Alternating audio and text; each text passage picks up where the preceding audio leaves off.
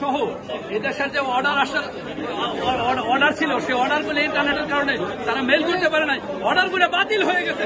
ওরা রাষ্ট্রদ্রোহী, ওরা দেশের শত শত কোটি টাকা পাচার করেছে।